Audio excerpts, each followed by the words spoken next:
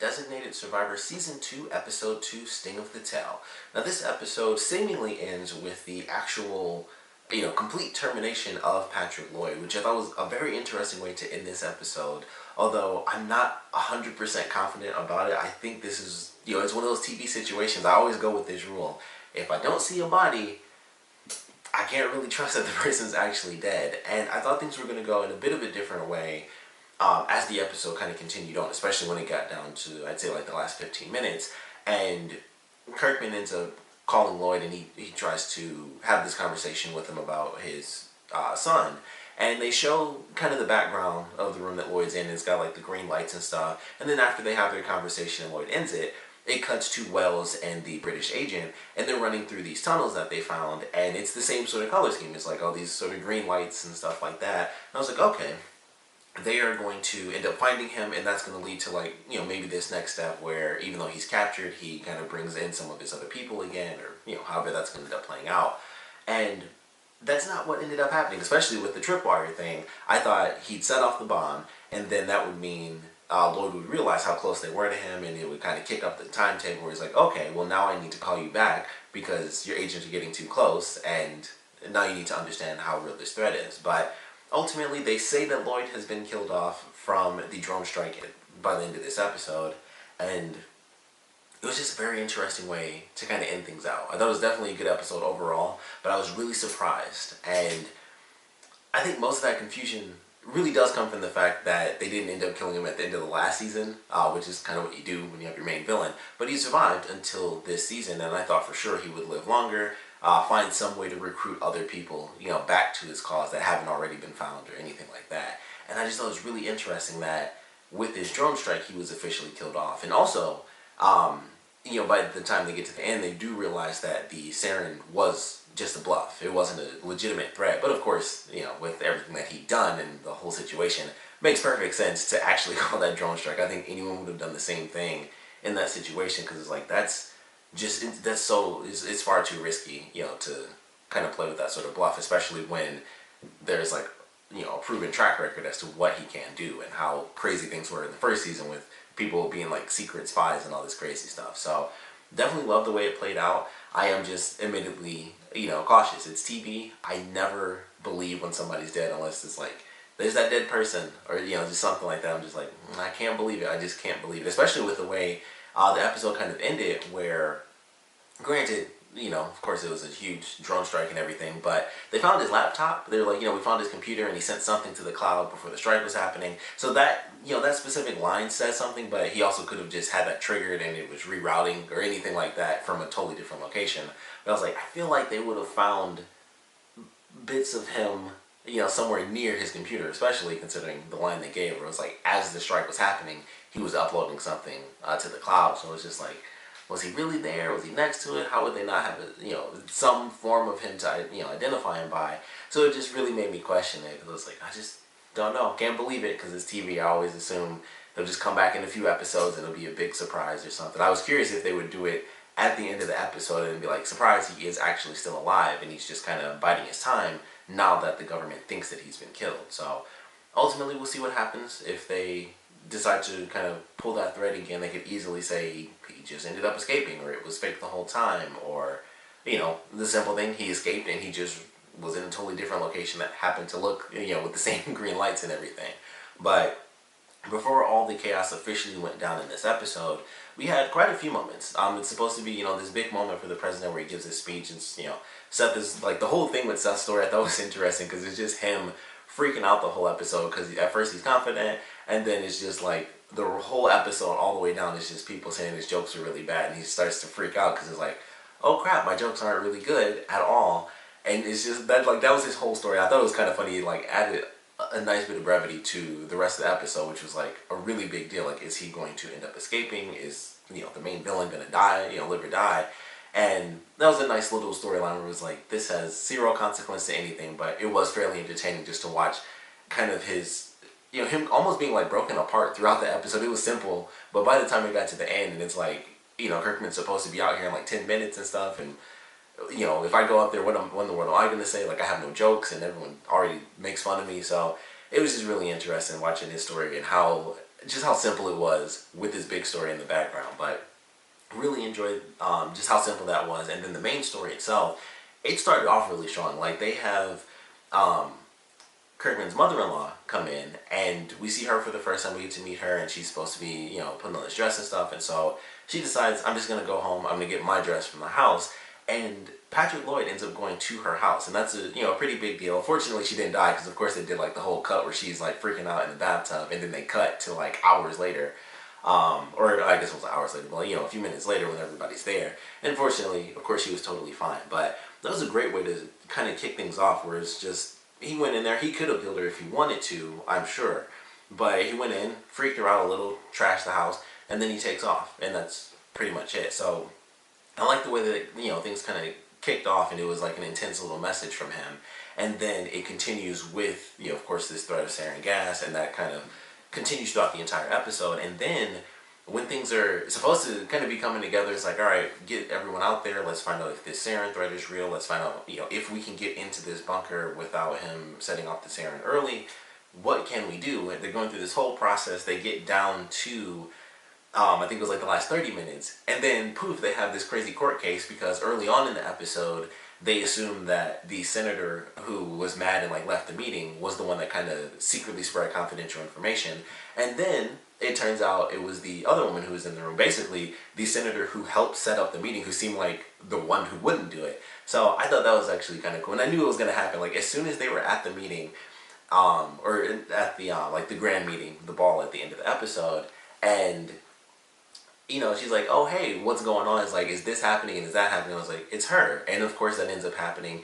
And not only does the news kind of get spread, but they actually have to go to court in the middle of the night while they're trying to take out like this terrorist. And it was just very interesting. And it was one of those weird things where it was like, they do have to fight. Technically there are laws. And it was just so interesting watching that, because I'm like, this is a terrible time to do this. And when Aaron kind of confronts her, it's like, he's a great dude. Like Kirkman is actually a great guy, but if I give him a pass, what's gonna happen with the next guy? And I was like, well, crap, I can't hate her as much anymore. It's just like crappy timing. But they do have to make sure that they stick to the government's rules. And I was like, as crazy of a moment as that is to like conflict that sort of thing, where it's like this dude may or may not have sarin. It's like, it's just such a huge threat, especially from someone who literally has an insanely credible former action behind him. It's just crazy that they still chose to do that. But it was like, hey, we have to find some way, regardless of the situation, whether it's to save a bunch of people or not, we have to make sure these rules are followed. And I was like, that's just insane. It's such a crazy time to do that. But ultimately everything worked out. It was actually a simple switch, which I don't know why that didn't, like someone didn't think of that earlier, but it was just like, yeah, just take out the army, just toss the FBI in, done. And that was literally it. It was like they finished and everything was good. Kirkman ends up hiring the lawyer that was there, so I thought that was pretty cool of him. And everything was kind of solved, and like I said, it goes to the end and seemingly everything is good with Lloyd. But we will ultimately see what happens with that. One thing I definitely picked up in this episode, and this was from, I think, as soon as they left the house, Wells and the other agent needed to just call somebody. That's all they had to do. Because if they just called somebody in the beginning, or they just said something like, hey, we got this info, we'll take you, and you, just get a car, get like one extra car. Like if they just had 2 more people, they probably could have shot Lloyd before he got in that door, and the whole episode would have been done. And it was like, they should have just called somebody if they felt this was so credible. I'm sure a couple of people could have been spared, searching this house when, obviously he's not actually there anymore. And they could have had him. They lost him, he locks the door. And so that's when they have to call everybody in and everything. And then it's like, all right, well, Hannah and the guy end up having a conversation like, well, every time, like you've been following him for months, so every time you have him, you don't. And that's because he always has, some sort of secret back door or whatever. And I thought it was going to lead to initially that he had actually escaped and he wasn't even there, and then there would be like another issue. But turns out, seemingly, because like I said, we didn't see a body, but that's where he was. They found like the secret ladder and they went into the tunnels. And I was like, once again, all they had to do was call somebody. Like they even say it in the actual episode when they turn the corner. They're like, oh man, another one.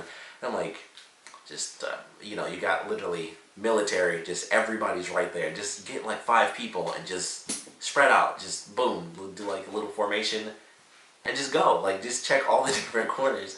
And instead, it's the two of them going through all these different little dead ends, and like, literally, the army's right there. I mean, they went around. I don't think they drove around. They went around to like the little sheds and stuff. It was just like, hey, just wave a few people over and search the tunnels. I was like, they just need to call people. Like both their decisions in this episode was just like singularly dumb. Where I was like, all they needed was an extra couple of people, save some time, search some stuff here. Like when they went into the tunnels, like I said, just have a couple extra people. It's like, all right, well, we'll go this way. You have more than enough to have, 5 different directions covered by at least 2 people. They had more than enough for that. And it was just the two of them doing like their spy thing, and it's like, not the time to just do the spy thing. Like, it's just not the time. It was so funny watching it. It was just like, this doesn't make any sense. Why are they doing this by themselves? But of course, that didn't really lead to much. They ultimately found the tunnels. They found the tripwire. Like I said, I thought that would lead to sort of them, kicking up the timetable, because he's like, crap, they're close. That ultimately didn't happen either. Like, nothing really came of them going into the tunnels. It was just like, all right, well, that green room that Lloyd was in during the video looked like the green tunnels that Wells and the other agent were in. And that was about it. And of course, the little tripwire thing. So ultimately, nothing really came of it, but there's definitely a solution, especially to that first time when they left the house. If they took 2 extra people or 1 extra person, probably could have got him. Just, someone could have been in a different position, and it's just like, boom, got him in the leg, got him in the arm, whatever, and he's done for. But they had to do like the dynamic duo sort of thing throughout the episode, and it's just like, that makes no sense whatsoever. But still a good episode overall.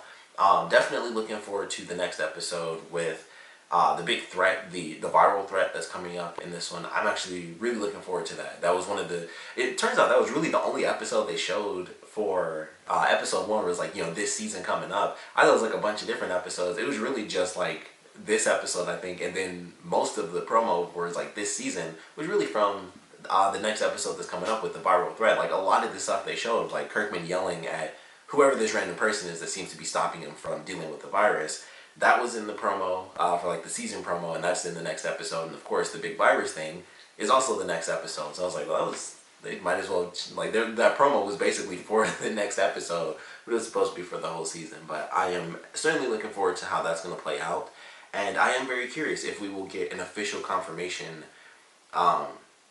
in the next episode that Patrick Lloyd is officially gone. Because, like I mentioned, with them finding his computer, there has to be some element of they find some part of him. There just has to be. So I am curious how that's going to play out, or if it's just going to be like, they don't even talk about it because they don't want to bring attention to like an official yes or no situation. So if it doesn't happen to show up in any regard, definitely kind of keep note of that. Like, just look for that in next week's episode, because I think that'll be a big thing as to what we should look forward to in the future of this season. Because if they don't do a full-on confirmation, I'm just going to assume he's alive. Like, they're going to think he's dead, and the threat will be gone for however many episodes and however much time, within the actual series. But until I see an official body, or they say there's this piece of him or a finger or some dental records, I'm just going to assume that the guy is still alive. So that's just me, because I always assume that with TV. Like, if there's no body, there's no actual death. But that's just how I'm looking at it for now. So I'm going to keep note of it for the next episode if we get a confirmation, or if they just say like, yeah, he's dead, but no real body or anything like that. I'm just going to assume he's alive. So I'll mention that next week if they end up showing anything about it, or if I forget, then I definitely won't talk about it. But as far as this episode goes, I actually really enjoyed it, and potentially, like, either way, it's a huge change, because if he does end up coming back, that'll be a big shock for all the characters. And if he's officially gone, then that's just a huge change, because now there's not one set villain or this secret group led by this one villain. He's just gone, and they've basically dealt with every other issue that came from his secret organization. So I am curious how it's going to play out either way, but I am looking forward to next week's episode. Of course, we'd love to know what you guys thought about this week's episode, so please comment below. Let me know your favorite parts about it, least favorite parts about it. And of course, I want to know your theories as to whether or not Patrick Lloyd was actually killed. Like, is he going to officially be shown as dead in the next episode?